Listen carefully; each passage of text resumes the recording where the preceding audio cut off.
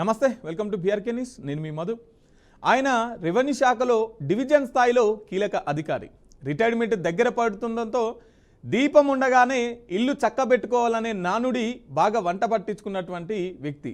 ఆయన అదృష్టం కొద్దీ సామాజిక వర్గం కూడా కలిసి వచ్చింది. తెలుగుదేశం పార్టీకి బలంగా ఉంటున్నటువంటి సామాజిక వర్గానికి చెందినటువంటి వ్యక్తి కావడంతో చెట్టు పేరు చెప్పుకొని కాయలు అమ్ముకున్న చందంగా వ్యవహరిస్తున్నారు. అక్రమాలకు తెర తీస్తున్నట్లుగా తెలుస్తూ ఉన్నది.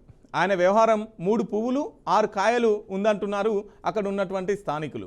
ఆ సామాజిక వర్గంలో కీలకమైనటువంటి ప్రజాప్రతినిధుల పేర్లు చెబుతుండడంతో ఉన్నతాధికారులకు ఫిర్యాదు చేసినా వెనుకడుగు వేయట్లేదు. అనంతపురం జిల్లా ఆర్డీఓగా పనిచేస్తున్నటువంటి కేశవనాయుడుపై తీవ్ర అవినీతి ఆరోపణలు వస్తూ ఉన్నాయి. ఇటీవల కాలంలో ఈయన బరితెగింపు అధికార పార్టీతో పాటు రెవెన్యూ శాఖలోనూ తీవ్ర చర్చనీయాంశంగా మారింది. ఈయన వ్యవహారంపై కొందరు ఏకంగా సీఎంఓ దృష్టికి తీసుకెళ్లగా అక్కడి నుంచి గుట్టుగా ఆరా తీస్తున్నటువంటి వైనం రెవెన్యూ శాఖలో ఇప్పుడు కలకలం రేపుతున్నది. వివాదం ఉన్న భూముల వ్యవహారంలో ఆ అధికారి చాలా వరకు ఏకపక్ష నిర్ణయాలు తీసుకుంటున్నట్టు సమాచారం. ముఖ్యంగా రికార్డ్ ఆఫ్ రైట్స్ కేసుల విచారణ నిర్వహిస్తున్నటువంటి తీరు ఇప్పుడు వివాదాస్పదం అవుతుంది. ఎమ్మిగనూరు రెవెన్యూ డివిజన్ పరిధిలో ఉన్నటువంటి ప్రతి వారం 100కు పైగా కేసులు విచారణ జరుపుతున్నట్లు తెలుస్తూ ఉన్నది. గతంలో వారానికి 30 కేసులు మించి జరిగేవి కావు. ఈ అధికారి రిటైర్మెంట్ తేదీ దగ్గర పడడంతో కేసుల సంఖ్య పెంచుతూ వ్యవహరిస్తున్నారని చెబుతూ ఉన్నారు. కొన్ని కేసుల్లో న్యాయస్థానాల స్టేలు ఉన్నా విచారణ కొనసాగిస్తున్నారని ఆరోపణలు వస్తున్నాయి. భూములపై హక్కులపై హైకోర్టు ఆదేశాలు ఉన్నప్పటికీ వాటిని పట్టించుకోవడం లేదని బాధితులు ఆరోపిస్తున్నారు. గతంలో బుక్క రాయసముద్రం, అనంతపురం రూరల్, రాప్తాడు మండలాల్లో ఇటువంటి కేసులు ఎక్కువగా నమోదయ్యాయి. ఇప్పటికే దాదాపు 172 కేసులపై తుది నిర్ణయాలు తీసుకున్నట్లు సమాచారం. అయితే కొన్ని కేసుల్లో న్యాయపరమైన లోపాలున్నాయని స్థానికులు చెబుతున్నారు. అధికారిక కేసులకు సంబంధించినటువంటి నివేదికలు రెవెన్యూ శాఖ ఉన్నతాధికారులకు పంపించాల్సిన అవసరం ఉన్నా వాటిని ఆలస్యంగా పంపుతున్నారనే ఆరోపణలు వినిపిస్తున్నాయి. కొన్ని సందర్భాల్లో ఫైళ్లు నిలిపివేసి నిర్ణయాలు ప్రభావితం చేస్తున్నారనే విమర్శలు కూడా ఉన్నాయి. ఈ అధికారి నెలల వ్యవధిలో కోట్లకు పడగలెత్తారని రెవెన్యూ ఉద్యోగులు చెబుతూ ఉన్నారు. ముఖ్యంగా భూ సంబంధిత ప్రాపర్టీ సమస్యలున్న జిల్లాల్లో ఉన్నతాధికారుల పేరు చెప్పి భారీగా డబ్బులు వసూలు చేస్తున్నారని ఆరోపణలు కూడా ఉన్నాయి. ఇప్పటికీ కొందరు బాధితులు ఈ వ్యవహారంపై సీఎం కార్యాలయానికి ఫిర్యాదు చేసినట్లు సమాచారం. తహసీల్దార్ కార్యాలయానికి వెళ్లే కేసుల్లో విచారణ చేసేందుకు ఏజెంట్లను కూడా పెట్టినట్టు తెలుస్తూ ఉన్నది. వాటి ద్వారా కేసులు ఇష్టానుసారంగా మలుస్తున్నారనే విమర్శలు వినిపిస్తున్నాయి. కేసుల్లో సానుకూల నిర్ణయం కోసం లక్షల్లో డిమాండ్ చేస్తున్నట్టు బాధితులు చెబుతున్నారు. పెద్దపప్పూరు మండలంలో ఒక సంచలన భూ వివాదం వెలుగులోకి వచ్చింది.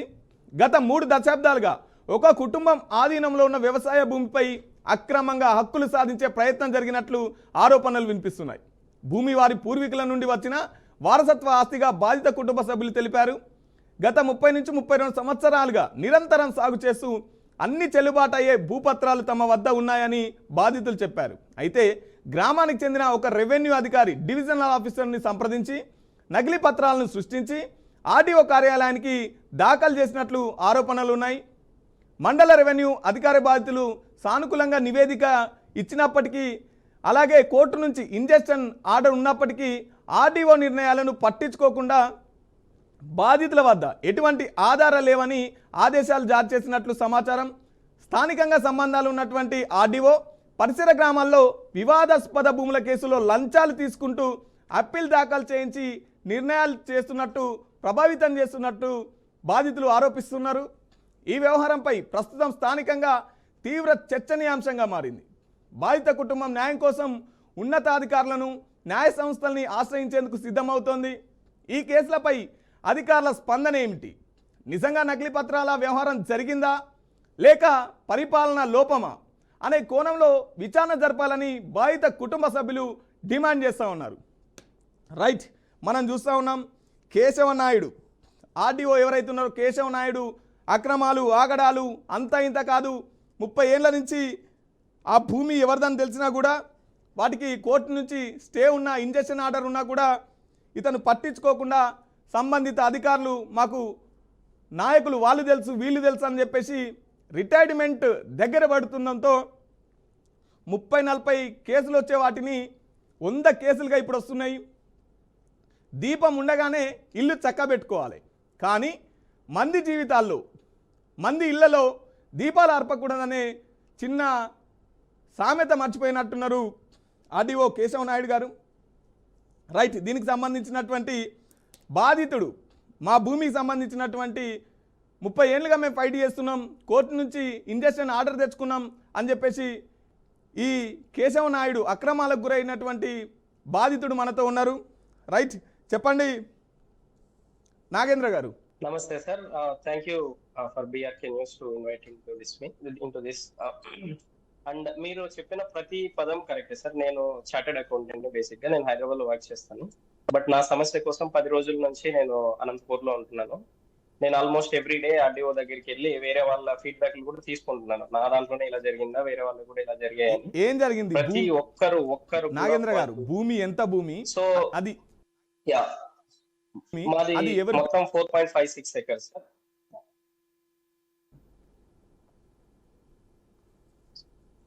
సారీ, కెన్ యూ హియర్ మీ?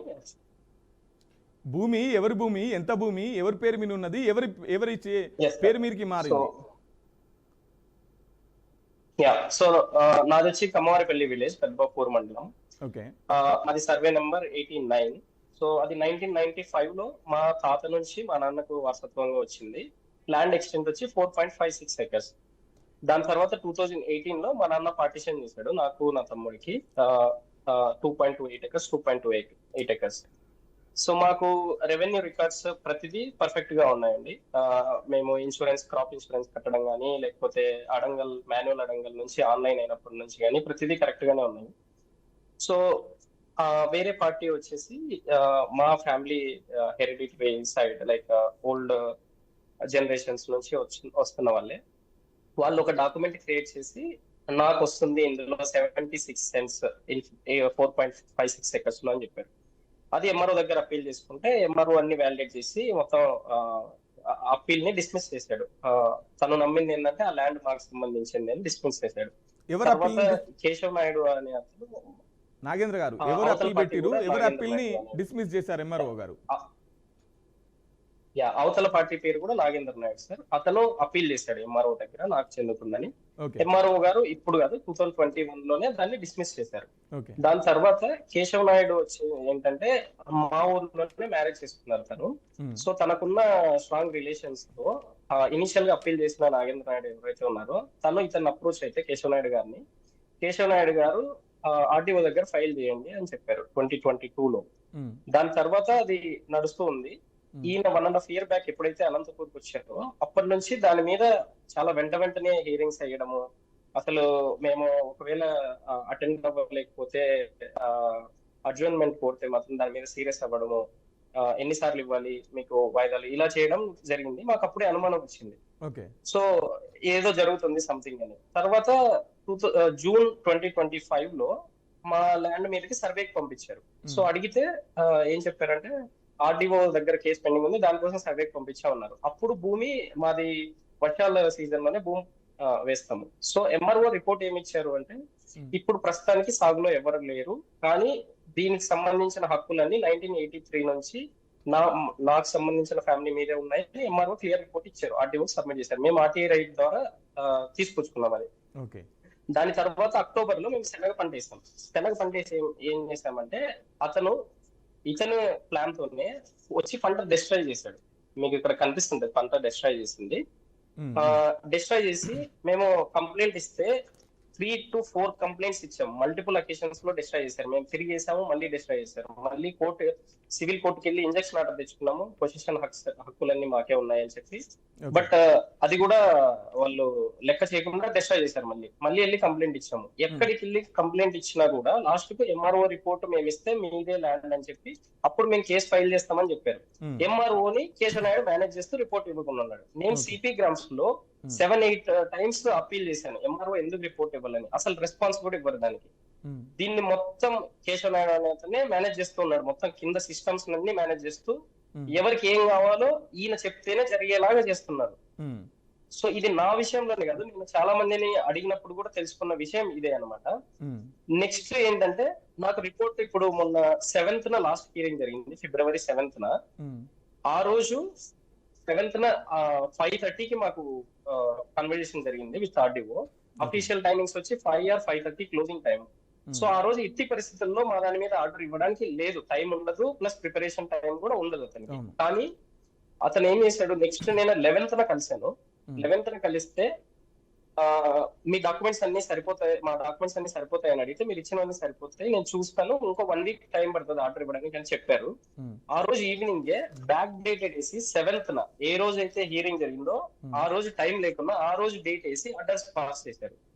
మేము హైకోర్టులో రిట్ ఫైల్ చేశాము. ఆ రిట్ పిటిషన్ కూడా కలెక్టర్ కి ప్లస్ ఆర్డీఓ కి 5th కాపీస్ వెళ్ళిపోయాయి ఆల్రెడీ, రిట్ సంబంధించినవి ఆల్రెడీ పెండింగ్ ఉందని. ఇంజెక్షన్ ఆర్డర్ లాస్ట్ నవంబర్ లో వచ్చింది, అది కూడా సబ్మిట్ చేశాం. అవన్నీ ఏ మాత్రం ఖాతరు చేయకుండా ఆర్డర్ పాస్ చేశాడు. ఆర్డర్ లో కూడా మీరు పొజిషన్ లో లేరు, ఎలాంటి డాక్యుమెంట్ ఎవిడెన్స్ లేదు అని ఇచ్చేశారు. అసలు ఎక్స్ప్లెయిన్ చేస్తూ ఎందుకు మాకు హక్కు రాకూడదని రాయాలి కానీ ఎవిడెన్సే ప్రొడ్యూస్ చేయలేదని రాశారు. ఎంత కన్నింగ్ మేనర్ లో ఇస్తున్నారంటే, వీళ్ళు బురద చల్లితే అది వాళ్ళ తప్పే, వాళ్ళే కడిగేసుకోవాలి, నాకు సంబంధం లేదనే ధోరణిలో ఉందండి. ఓకే అండి, ఇలాంటి బాధితులు ఎంతో మంది ఉన్నారు. అసలు నేను ఎన్ని రోజుల నుంచి వెయిట్ చేస్తాను, అసలు ఎన్ని చోట్లకి పరిగెత్తాను, ఏసీబీ దగ్గరికి వెళ్ళాను, కలెక్టర్ ఆఫీసులకి వెళ్ళాను, నేను సిపి గ్రామ్స్ లో అయితే. సారీ అండి, ఏమంటున్నారు ఉన్నతాధికారుల దృష్టికి తీసుకెళ్తే ఏమంటున్నారు, ఏమని స్పందిస్తున్నారు? సో నేను ఏసీబీ దగ్గరికి వెళ్తే వాళ్ళకి 1 year నుంచే ఫీడ్బ్యాక్స్ ఉన్నాయి, but they don't have enough evidence to show that he has taken money. ఎందుకంటే ఎవరు డైరెక్ట్ గా ఇచ్చేటప్పుడు ఎవరు పట్టుకోలేరు. He is very cunning fellow, he knows how to take the money. So మన సిస్టమ్ ఎలా అయిపోయిందంటే, ఓకే నాకు లైవ్ లో ఎవరు చూపిలేదంటే I will not take action. మందే పట్టుబడతారు, పట్టుబడిన వాళ్ళు 98% మెంబర్స్ ఉన్నారు, వాళ్ళ రిలేటివ్స్ తోనో ఇంకో చోట తీసుకునే వాళ్ళు.